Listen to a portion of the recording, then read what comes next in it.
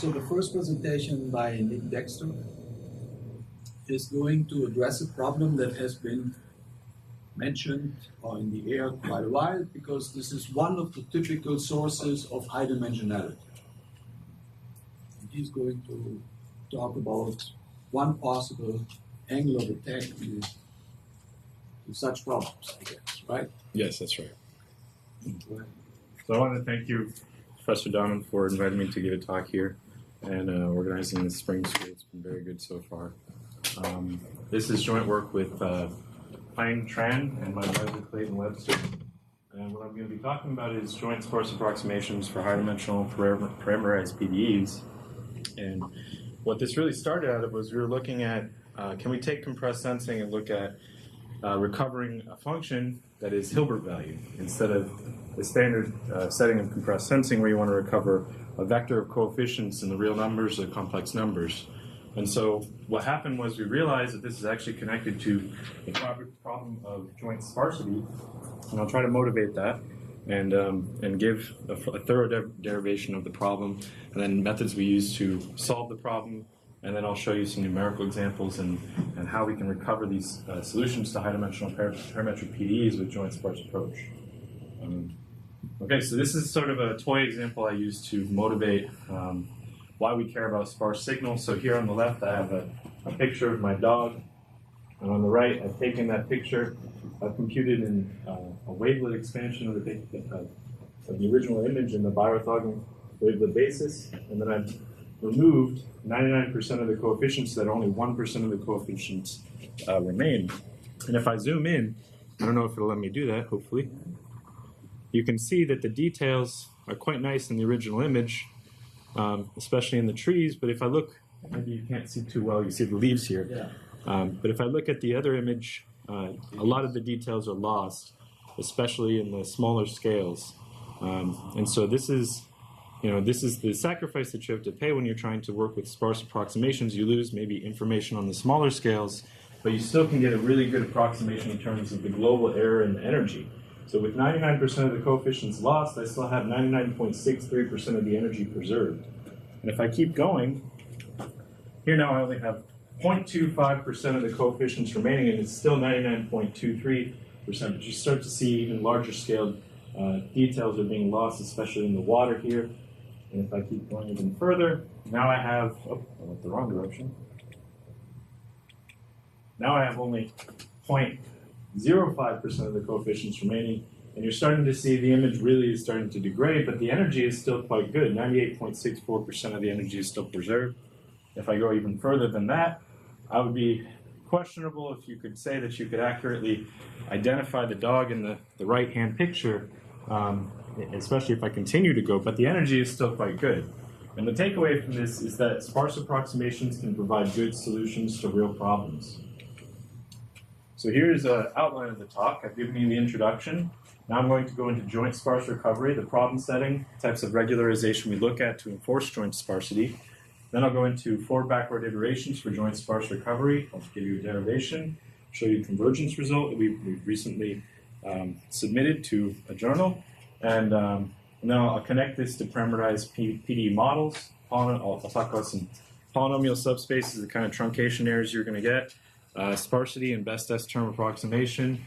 And then finally, I'll talk about how we relate this to the joint sparse problem, recovery of parametric PDEs, and the kind of recovery guarantees we can get and numerical examples in that setting. And then I'll conclude with some remarks. Okay, so the joint sparse recovery problem looks a lot like the compressed sensing problem, except here the idea is that we want to simultaneously reconstruct a set of sparse vectors, CR, indexed by R in some set omega, with common support from these measurements. So here I have a measurement vector. Actually, let me go ahead and uncover all these so I can talk about them. So UR is a measurement vector. A is a predefined sampling matrix, and it's going to be underdetermined in the type of scenarios we're looking at. M is going to be smaller than N. These will be short, fat matrices that are associated with compressed sensing. But the real challenge here is I'm going to let omega be a countable, possibly infinite set, because we're interested in, again, applying this to the parameterized PDE setting, where, of course, the the solutions you look at can be expanded in an orthonormal basis, having infinitely many terms. Okay, so E here are going to be unknown noise vectors, and the CR again are the vectors that I want to recover. I can group these into matrices. Nick, Yes, the assumption joint-sparse, is that an assumption? it's an assumption. It's an assumption that the vectors share common support among all of the vectors that I'm trying to recover. This will be something you have to establish in your model. Yes, yes. So do I have a marker? So the matrices that I want to recover, they're going to look like this. They may have, I'm not sure if they'll have more, they'll probably have more columns in actual applications than the number of rows I'm looking at, but they're going to have this kind of structure. So they'll have some non-zero rows, and then most of the rows in the rest of the matrix are going to be zero or close to zero, because what we're looking at is recovering sparse signals or compressible signals in which the rows are really close to zero. So you group your measurements in the matrix. Yes, that's right. So what I'll talk about later in the problem is that U is going to be associated with row-wise in the matrix U is going to be associated with a finite element solution solved at a particular instance of the random samples. Okay, so I have U is the measurement matrix, E is the unknown noise matrix, and I want to solve for this matrix C. So I'm going to solve this type of equation, U equals AC plus E for the sigma matrix C.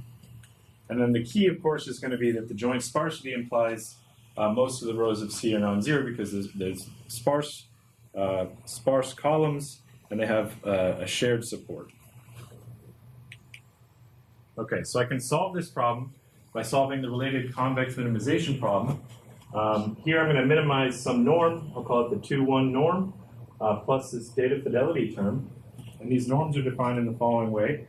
So the matrix norm PQ is defined as the Q norm of the P, so each row I'm going to take the P norm of the row, I'll group the result of all the P norms into a vector, and then I'll take the Q norm of that vector.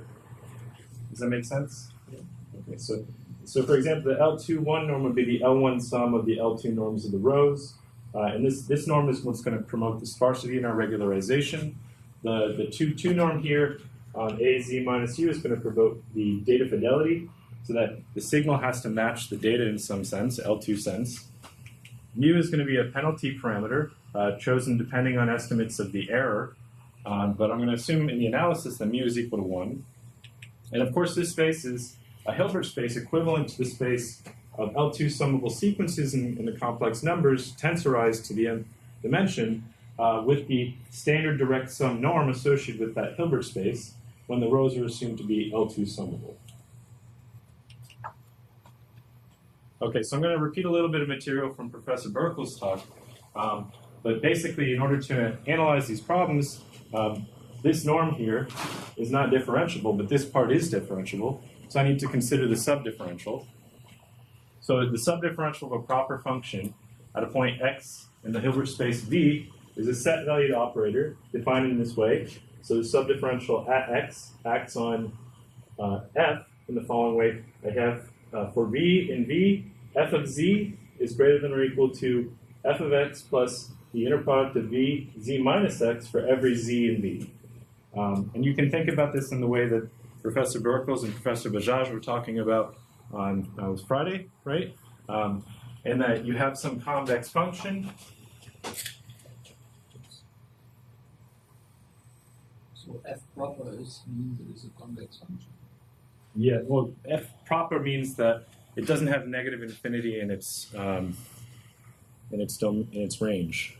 So it can't have negative infinity. We can have positive infinity in its range. You don't need convexity to study the subdifferential or subgradients. And another fact is that when it is actually differentiable, it's equivalent to the single-valued derivative or gradient. So yeah, the subdifferential would consist of all elements that form supporting hyperplanes of your convex function. And so anywhere I can draw a plane like this underneath the function doesn't intersect with the original function, that would be an element of the subdifferential. And again, this is repeating Professor Sperkel's talk. A theorem from convex analysis called Fermat's rule says that an element x is a minimum of a proper convex function f if and only if 0 is in the subdifferential of f of x. Okay, so we're going to use the subdifferential to define this splitting. So I have my objective function f. It's the L2 part plus the L2 part. And I'm going to define a splitting in the following way using the subdifferential. The two operators T1 and T2. T1 is the non-differentiable part of f, and T2 is the differentiable part, actually Frechet differentiable part of f. And so the solution set for this problem, according to Fermat's rule, is a set of z and v, such that 0 is in subdifferential of f of z. And because, well, I'll show you that the T2 is single valued and I plus tau T1 is invertible, I can do the following. I say if I want z in the solution set, that's equivalent to 0 being in subdifferential of f of z. And then I can add and subtract the identity and multiply by tau. And I get this following, because of the way I've split my operator, I get this following relationship. And I can add this to the other side. And then I'll invert this operator and say z has to be equivalent to I plus tau T1 inverse applied to I minus tau T2 on z. And of course, this is how we derive the forward-backward iteration. So what I'm going to do is I'm going to set the k plus 1 iteration to be this operator s sub tau applied to the kth iteration. And I'll split this into two parts. This is going to be the soft thresholding. This is going to be a gradient descent part, we'll see. And then this iteration consists of this two-step procedure that I perform at each step, or each iteration, and that's how I'm going to try to solve the problem. So here tau is going to be my step size. And of course, if the spectral norm of the operator is less than 1, then the iterations would converge by the Banach fixed point theorem to their unique limit x star and x star. But otherwise, proving the strong convergence of this algorithm can be quite challenging. I only know of one other result by Dobeschies in 2004 in which strong convergence was obtained, but that was in a different setting in which you're trying to recover a vector that has infinitely many components, and it's only a single vector. And of course, the proof of the strong convergence in that setting doesn't hold in this setting. For some technical details I could explain later. Okay, so what actually are the operators T2 and T1? Well, since AZ minus U is differentiable, I can actually compute this explicitly with the aid of the Riesz representation theorem. And I get that T2 has to be A star applied to AZ minus U. And then if I plug in T2 into the identity for G tau, and I get that this is nothing more than a step of the gradient descent method, or an explicit forward step. On the other hand, this is something Professor Burkos mentioned, is that it's not difficult to see that if I want to look at the subdifferential acting on a functional of a sum of functionals, then I get that the subdifferential has to be the tensorization in each direction of the subdifferential and the other functionals. And I can compute explicitly the subdifferential of this functional. It's nothing more than the normalization of z, or the projection to the whole unit ball in L2. So using these facts, a straightforward computation gives that my soft thresholding operator is this form here, I minus, or 1 minus tau over the norm of xj, in the jth component, if tau, or xj is bigger than tau and 0 otherwise. And this is the standard row-wise soft thresholding operator. On the other hand, I could also look at j sub tau as a projection, because it would be the complementary projector to the metric projection onto the ball of radius tau, which is nothing more than this. And so now we have to start thinking about what kind of properties do these operators satisfy so that I can use them later in the convergence analysis. So I'm going to define H to be the Hessian, A star A. I'm going to choose tau in this specific range 0 to tau, or 0 to 2 over the spectral norm of H. And then in this setting, G sub tau is non-expansive. I apologize, there's some machinery hiding in this proof that I won't discuss. But essentially, if I let V and W be arbitrary elements of my space, and then I apply T2 to them, I can break up the result in this way, and I get that T2 is Lipschitz with this constant H is 2 norm, which I'll define to be 1 over beta. And then a well-known result in convex analysis says that I can write R, this operator R, 2 beta times T2 minus the identity will be a non-expansive operator since T2 is 1 over beta Lipschitz. And then if I solve for T2 using this form here, I get that T2 can be written as 1 over 2 beta times, this is just a scalar times the identity operator plus my non-expansive operator R. And then if I substitute this definition into G sub tau here, I get the sum of these two operators. And then I'm going to look at what G sub tau does to V and W. Well, I'll substitute the definition of this operator right here. It acts on V and W in this way. I'll use the triangle inequality. I'll bring out the constants. I'm left with R here from this part. But then this is non-expansive. And so this is less than or equal to V minus W. And then the tau over 2 beta cancels with the minus tau over 2 beta and left with just V minus W. So that's sufficient to show, of course, that G sub tau is non-expansive because this is the inequality again. Okay, so you might not have seen this particular inequality or this property, but an operator T is said to be firmly non-expansive if it satisfies this kind of inequality. So here I have T acting on X minus Y, and then I can, if it satisfies the firmly non-expansive property, then it'll satisfy that this is less than or equal to X minus Y 2 norms squared, 2 norms squared minus I minus T, and I minus T here applied to X and Y. And this will hold for every X and Y in my space. So another result from this book and other papers that they published previously is that if you have tau arbitrary greater than 0, then J sub tau is row-wise firmly non-expansive. And so here I'm going to use some more facts from Professor Burkle's talk. So here, B2, the 2-ball in L2 is a non-empty closed convex set, and J sub tau here written as I minus P tau, or P tau is the projection. Because P tau is a projection, it'll satisfy these two inequalities. These two inequalities are actually sufficient to characterize the metric projection. It's often called the characterization of the metric projection. And I can add these two inequalities, and I'll get this inequality here. And so now if I look at J tau, how does it act on the rows of my matrices? Then I can substitute the definition of J tau. I get I minus P tau here and I minus P tau there. And then I'll break this up using the standard result in Hilbert spaces. And then because of this inequality here, I can substitute here. I have 2 times this and 1 times this, minus 2 here. And so that I'll substitute this in. They'll cancel, and I'm left with just a minus 1 times this part right here.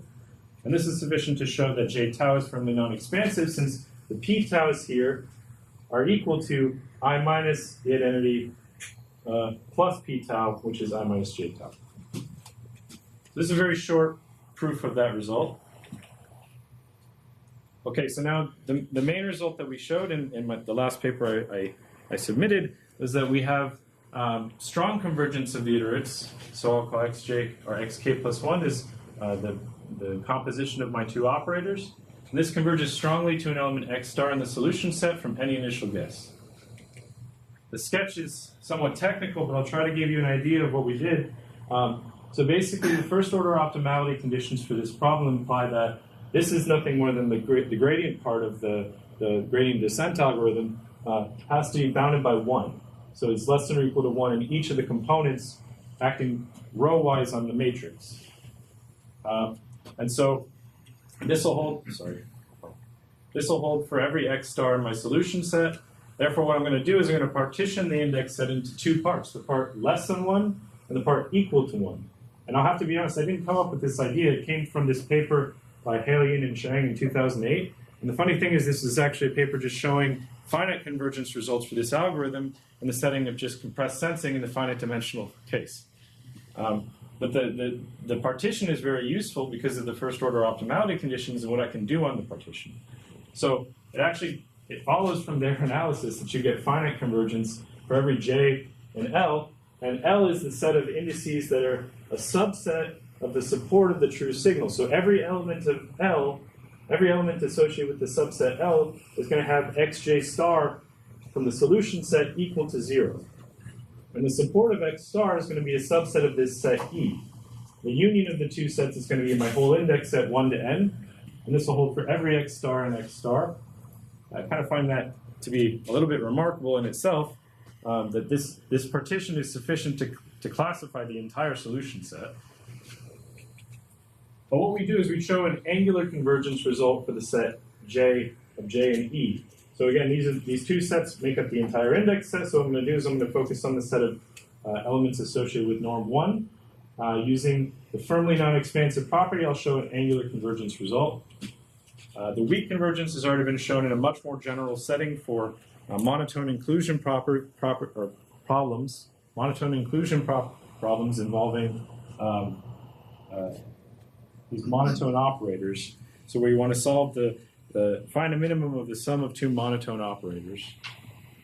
And the way that you can prove that is via OPL's theorem from the 60s and asymptotic regularity results, which say that the iterates are getting closer and closer together in some sense when you apply the operators to them.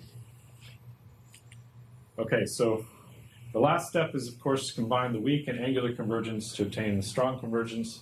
And again, I've never seen anyone combine a concept such as angular convergence and weak convergence to get strong convergence, but you may have already seen that if you have weak convergence and you have this,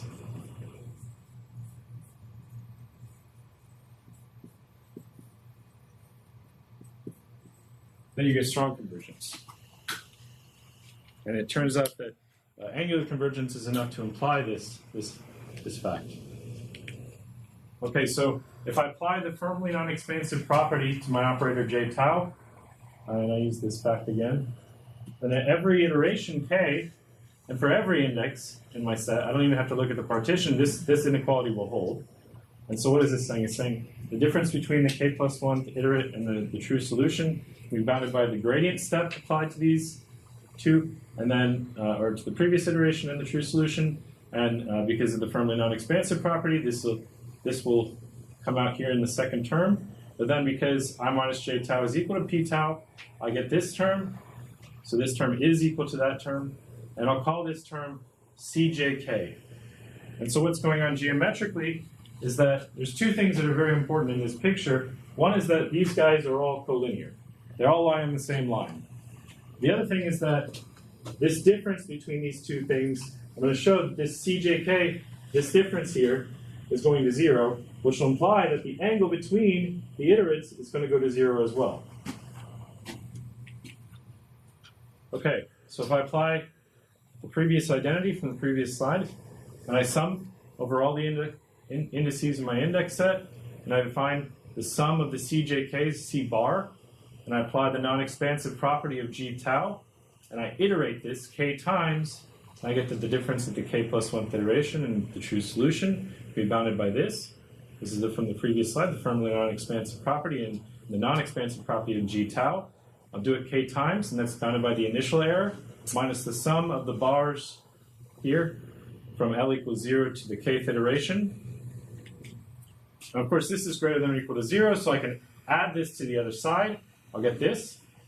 But the right-hand side now is independent of k. So I can take the limit as k goes to infinity of the left-hand side. And because this sum will now converge, I know that this thing has to be going to 0. And that implies that the component-wise versions are also going to 0. Okay, so the collinearity and the fact that these are going to 0 imply that the angle is going to 0. The angle is defined in the standard way in a Hilbert space. You have the spherical angle between xjk and xj star is inverse cosine of the inner product over the product of the norms. And the angular convergence also tells me the cosine applied to this thing is going to 1. The weak convergence, I can write this. So this term here is nothing more than xjk, the product of xj star, divided by norm of xj star. Okay, so this is independent of k. Weak convergence tells me this is going to xj star in a product with itself, divided by xj star. But this is xj star's 2 norm squared divided by xj star is equal to xj star. Okay? And so now I have these two facts imply the following, that this norm is converging to this norm because this is going to 1. And so as k goes to infinity, I get that the difference in the norm is going to 0, which is the strong convergence that we want. Okay. So now I'll give you some ideas about how we can apply this to parameterized PDEs and what we want to try to do in the parameterized PDE setting. So in the parameterized PDE setting, we're usually looking at solving a PDE model that depends on some parameters, y, in a possibly very large dimensional space, Rd.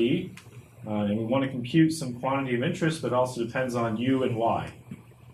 And the typical example we always talk about, because it's the easiest one, is the stochastic elliptic problem on the tensor D, the closure of D and gamma. And so this is the elliptic equation with a random field A, and F is going to be an L2. I'm going to assume my parameters, or my random variables, are IID bounded, for example, uniform on -1 to 1. Very standard, very easy problem to solve. And then I'm going to try to approximate this map, y maps to u of y globally in the domain D, via this expansion. So here's my true solution. I'm going to approximate it first with an expansion over some multi-index set lambda naught. It'll depend on y. That's the sum of these Hilbert valued coefficients. My vector here is going to be in Vn, where V is a Hilbert space. For this problem, V is going to be H01. So this is a Hilbert valued polynomial expansion. And the psi j's are going to be orthonormal basis of this polynomial subspace, or interpolating polynomials. That's the goal typically in these types of problems. We're going to focus only on the orthonormal basis part. And so here's the goal again. The first step is to truncate the infinite expansion. And so what happens when you truncate?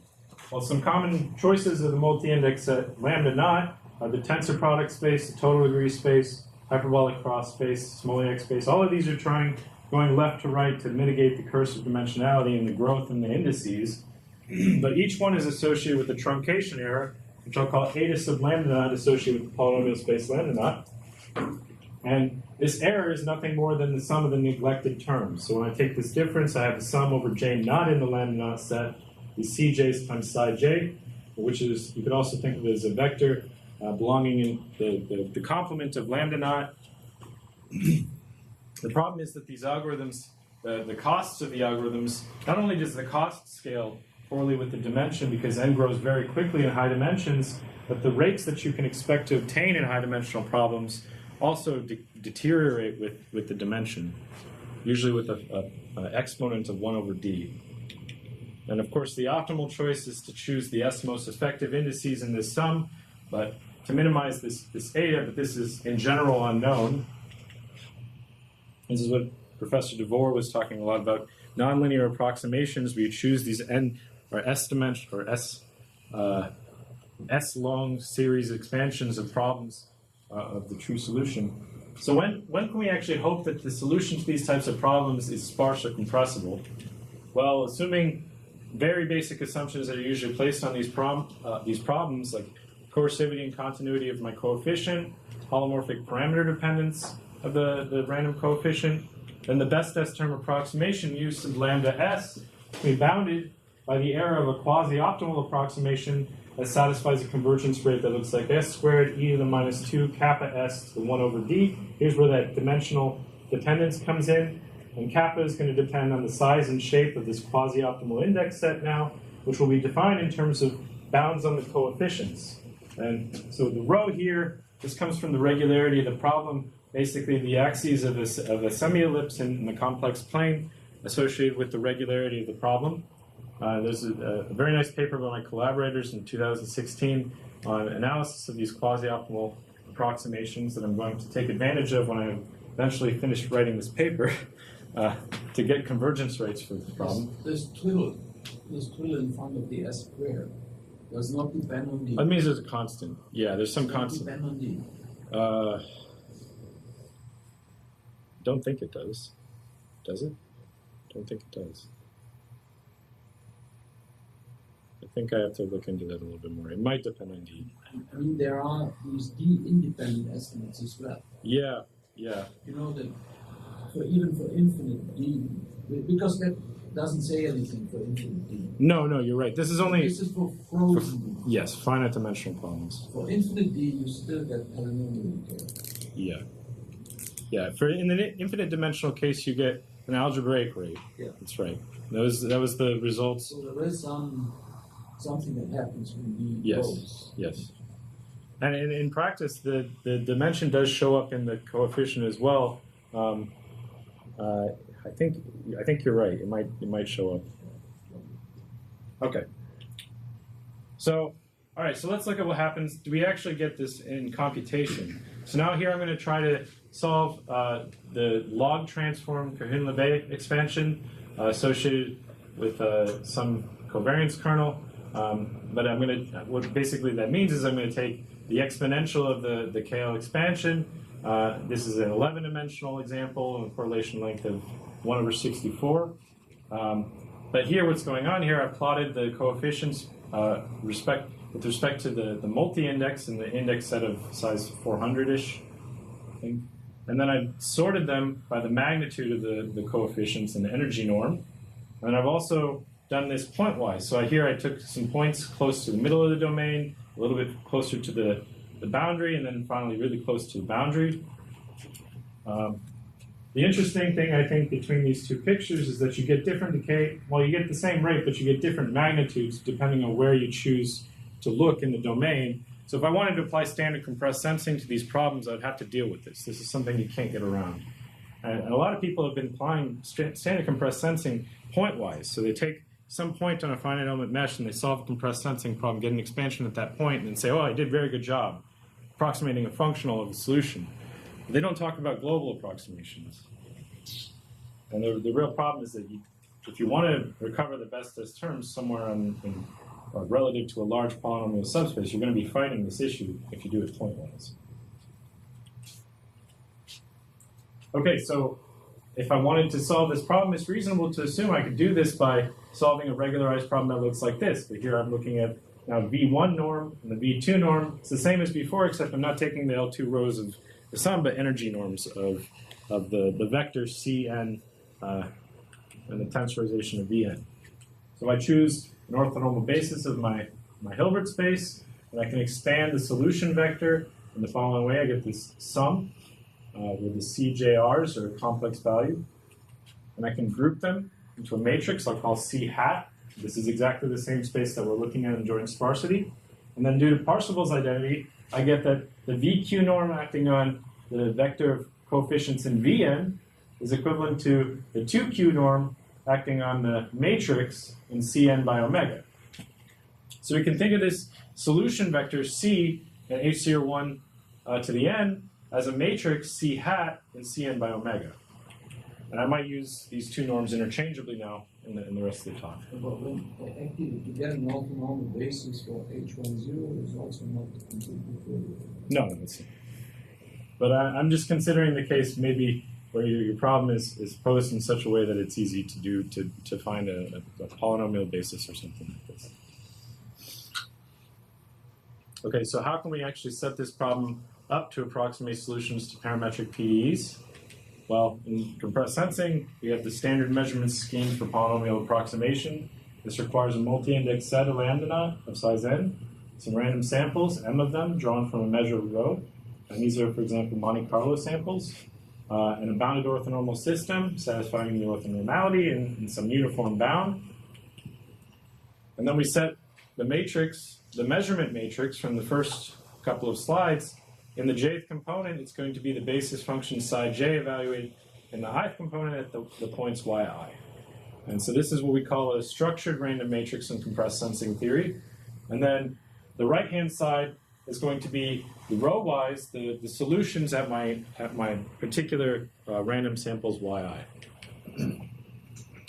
So in compressed sensing, we also have, and in joint sparsity, we also have a uniform recovery guaranteed by the restricted isometry property of the normalized matrix A tilde.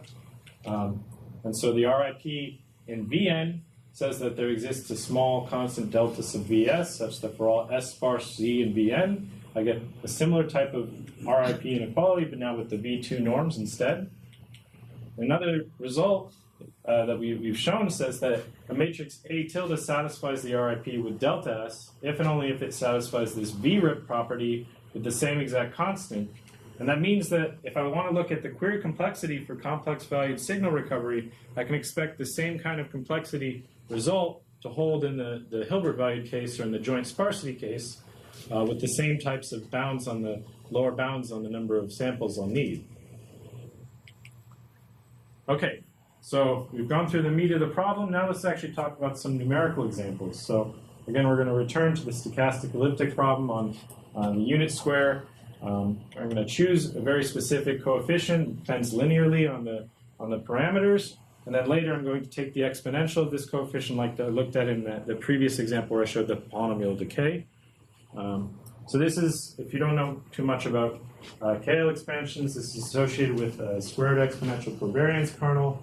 And I can choose the correlation length here to control the decay of this coefficient, which will then control the decay of the original solution. All I need to do is just choose that a minimum is chosen so I don't violate any of the assumptions on my PDE. And the way we're going to set this up to actually solve this problem is we're going to fix a total degree subspace, lambda naught, with large cardinality.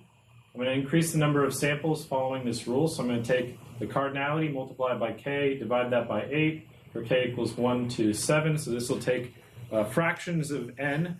And I'm going to look at solving the underdetermined system as I increase the number of samples and add more rows to it. I'm going to solve this using a combination of forward-backward splitting method with a continuation strategy on the step size so that I'm choosing smaller and smaller step sizes after I've reached a certain tolerance. And Bregman iterations, which I know I didn't really describe too much, but the way you derive Bregman iterations in this setting is very similar to the way I derived forward-backward splitting, and it actually looks almost identical to the Rn valued case where you're trying to recover vectors. I'm going to compute using the stochastic Galerkin method an estimate of the tail error on this subspace lambda naught, and I'm going to set a tolerance in my solver as 1.2 eta lambda naught. Unfortunately, this is something we really can't avoid in L1 solvers. We have to have some estimate of what the error is in the problem in order to get a good result. And there's some art in choosing the parameters to get a good result even in these cases. And that's a very difficult problem in itself. I'm going to take these, I'm going to average all the results over 24 trials. So I'm going to take a bunch of samples, then I'm going to do it again with a different seed for my solver, and then I'm going to average over 24 trials. You might ask, why 24? It's because my machine has 24 cores. Okay, so I'm going to compare this against the decoupled approach solving the compressed sensing problem pointwise. Again, this is recovering a functional dissolution which corresponds to pointwise evaluation. And then I'm just going to take all those solutions and group them into a matrix, stitch them together using a polynomial basis, and approximate global quantities of interest in that way. I'm going to also solve this problem with stochastic Galerkin method, order p equals 2 total degree, stochastic collocation with Clenshaw-Curtis points and doubling level, L equals 2 and 3, and Monte Carlo method with uniform sampling. So the first problem we'll look at is just comparing how well does the joint-sparse approximation do compared to the decoupled pointwise evaluations of compressed sensing. Well, it turns out it does very well compared to these. And my theory for why this works is because of this issue with the pointwise decay is not the same at every point. You may have the same kind of rate, but the magnitude may be slightly different. And so there's some issue maybe with like an L infinity type error coming in here with the pointwise recovery. And so you're bounded somewhat by what is the best I could do at every point in my finite element mesh. So I haven't proved anything like that. That's just my theory of why this happens. The discrepancy is quite large. It's an order of magnitude difference between these two. Okay, yeah, I'm solving this the high-dimensional affine coefficient, a 100-dimensional problem, very fast decay rate. Why would I want to do that? Well, because this is exactly the type of problem that I want to solve with compressed sensing or joint-sparse recovery. It has very fast decay. So if I want to approximate order 10 to the minus 16, I need only the first 100 coefficients out of the basis of size 50, 155, or 51. I'm doing this on a finite element mesh with 206 degrees of freedom. I know this is not a very well-resolved problem. I would even say this is quite coarse, but mainly that's just due to computational limits of what I can actually do on this single machine. the degrees of freedom. On the next slide, I'm going to have the stochastic Galerkin method as well, and you may have some questions about how I measure the degrees of freedom for these two and compare them. But for this slide, the degrees of freedom is the number of samples. So again, I'm increasing the number of samples as I go further to the right. Okay, so here I've gotten rid of the decoupled method. I'm only looking at the joint-sparse versus these other methods now. In 20-dimensional problem, correlation length of 1/4, cardinality of my basis in 20 dimensions is going to be 231. And now here I'm comparing the degrees of freedom for Galerkin method and collocation method, joint-sparse, and Monte Carlo. And how am I comparing the degrees of freedom here? Well, this is an affine, stochastically affine problem. And so the systems that you get in the stochastic Galerkin method depend almost affinely. The number of coupled systems that you get in the Kronecker product system for the stochastic Galerkin method depend almost affinely in the number of degrees of freedom in the total degree subspace. And so at least for affine problems, I think it's okay to do this. It's not the best idea. Optimally, I would like to look at things in terms of flops, but I haven't done that comparison just yet. And so for the next couple of slides, N is going to be the cardinality or the stochastic degrees of freedom for Galerkin method is going to be the cardinality of this basis, and M is going to be the samples, number of samples that are required for all the other methods. Okay, so here's 40 dimensions. Now N is increased to 861. And I can see that already in 40-dimensional problem, the joint-sparse method is starting to do better, at least in a higher order statistic. Here, this is the relative error, the expectation uses only the first mode of the solution. The standard deviation, though, uses all of the modes of the solution, so it's a higher order statistic. And if I keep going to 60-dimensional problem, now N is 1891. 100-dimensional problem, now I'm starting to see that this method looks like it might be beating Galerkin in terms of a higher order statistic, which was pretty surprising to me. But then again, this depends on the metric that I'm using to measure the complexity of the problem. Ultimately, I'd like to do this in terms of flops. But what's really going on here, though, is that as I'm increasing the dimension of the problem, I'm decreasing the relative sparsity. So S over N is decreasing, which is driving me into the regime where I'd want to be approximating with compressed sensing again. Here I've got the same problem, but now I've got an even bigger correlation length so that the decay is even faster. And now it looks like the joint-sparse method is doing very well compared to the Galerkin method. And remember, my tolerance was 1.2 times the error associated with the total degree space of P equals 2. This is I think P equals 2 and then 3. So it's getting down to the error of a P equals 3 total degree subspace, it looks like, with very, very few samples compared to collocation. Okay, so now here I'm going to take the same coefficient. I'm going to take the exponential of it. So now this is a nonlinear parameterization for the parameterized problem. I'm going to solve the same problem now. But the problem here is that I can't actually solve this problem with the stochastic Galerkin method in 17 dimensions, so I've omitted that from the result here.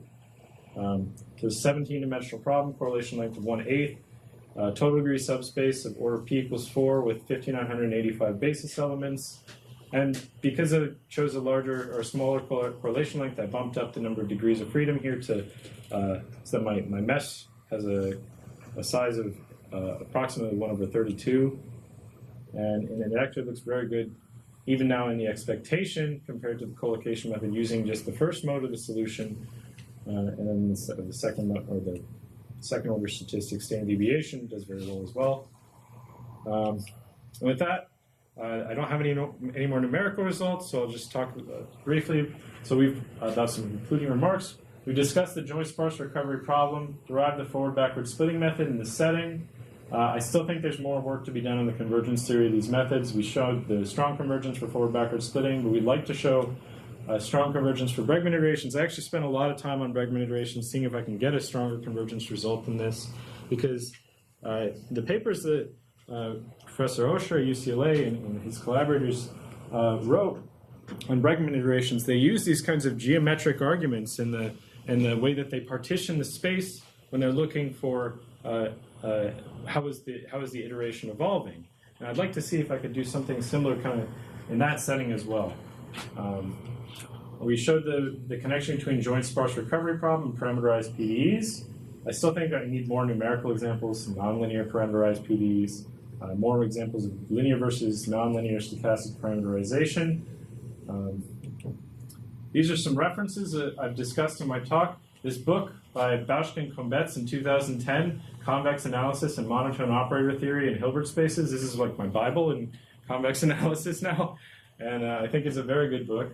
If you want to know more about the polynomial approximation problem via compressed sensing, we've got this paper in MathConf from 2017. Here are some more references that I used in the convergence analysis.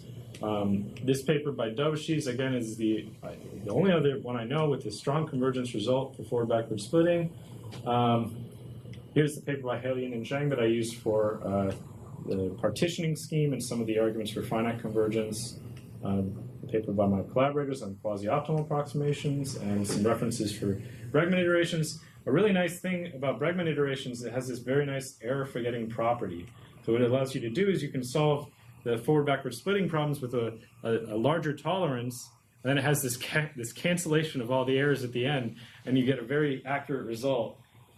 So say I solve the forward-backward splitting problem order 10 to the minus 6 tolerance, and I do this with Bregman iterations, and I get something that's order 10 to the minus 8 or 10. So it's a nice property. And with that, I'm done. Any questions? Thank you very much. That was very interesting and also lots of stuff. So, yeah. First, a short remark. You had this identity plus tau times T1 inverse in your splitting. Mm-hmm. This is equivalent to the proximal map. Yes. It's also called the resolvent for that monotone operator. Exactly. Yes. And how much do you rely on having the 2 norm in the data term? Could you? The 2 norm in the data term. Could this be generalized to some p that's smaller than 2? Possibly. But I think that the fact that the 2 norm is there is very useful in proving the non-expansiveness. I'm not sure how you would prove the non-expansiveness without it, because what I'm relying on is a result called the Bayan-Haddad theorem. It says basically that when you have a Frechet differentiable operator like this, you get that it's something called beta co-coercive, which is equivalent to being beta times the operator being firmly non-expansive, and then that gives you the non-expansiveness result. I haven't looked in that direction yet, though. But I think I'd be interested in it, yeah. But what would you think would another P do for you? I'm thinking more in going direction p equals to 1 in case you have errors on the data and outliers. But my feeling is that it's going up totally, because eventually it's working on these Hilbert space-valued functions, and you need the equivalence between that norm in H1 and these normal that's very coefficients. I mean, if you give up on that one, Okay, then it's, you may gain a little bit on another end, but I think you basically destroy your needs with one shot. But it might be interesting in other applications, for example, like hyperspectral imaging or something like that. Yeah, I know. Like that. That's good. Yeah. But one more. So you to run this thing, you need some kind of a priori good guess, Yes. like an error estimate. Yeah. Right. That's one thing. Yeah. This is very common in all the The other thing is, and this is, I think, in my opinion, swept under the rug too often. Mm-hmm. You fix the discretization. Yeah. And then you look at the resolution in the parameter expansion. But if you think of a very coarse iteration, and in your parameter expansion you have a very fast decay of your ansatz function, Yes. adding these variables adds a detail which your discretization is not really able to pick up. Because I would expect that if you add more detail in the parameter space, Mm-hmm. that has an effect on the structure of the solutions in the spatial domain. Oh yeah, absolutely. So Definitely. I would expect that if you have very high scale information and parameter expect, that would have some bearing on the fine structure of your solution in the spatial domain. But if you fix the number of, if you fix the discretization, you will never be able to pick that up. I mean, you just don't see it on Well, the a ideal. very coarse mesh. Or is that intuition wrong? Let me. No, I think you're right. I definitely think you're right. The nice thing about this method, I think, is the fact that it is able to pick up which are the important terms relative to a very large subspace. And so maybe an adaptive strategy like we've been talking about throughout this conference would be necessary to have actual applications of this method in which you identify what is a good subspace to approximate in, and then you decrease or increase the resolution of the problem that you're solving with the finite element method. I think that is probably the optimal way of going about doing these types of approximations with joint sparsity. On the other hand, the whole setup that probably has to be emphasized a bit. It is a very non-intrusive method. Yes. So if you have a good elliptic solver in your toolbox, you can plug it in. So this is all based on sampling for specific points. Yes, absolutely. And what you describe as would be desirable, I think it requires essentially intrusive methods. And then you can do it. I mean, then there are estimates in terms of flops, everything, guaranteed convergence, best rate, best complexity, but fully intrusive methods. I mean, nothing you can recycle from what's already in your toolbox. That is kind of unfortunate. There are these words. So it would be interesting to see in these methods how much you can make them kind of to validate it based on your actual computation, not on a guess, which you still have to. No, Is that's this true. feasible at all? I mean, I have no idea. Well, I think the problem with intrusive methods in particular in their application is the ways that the parameters can, or the dependence on the parameter can affect actual solution of the problem. I mean, I've talked to people who've used intrusive methods and they say, okay, well, what do I do if I have a very dense system that I have to solve as a result of a very... I never solve a dense system. Yeah. What they do is they just hard threshold the elements of the matrix below some... Well, maybe they don't do the right intrusive method. Maybe. But yeah. No, I think that's a very interesting question. I haven't really thought too much about that direction yet. It's a great field, yeah. Okay, if there are other comments, questions?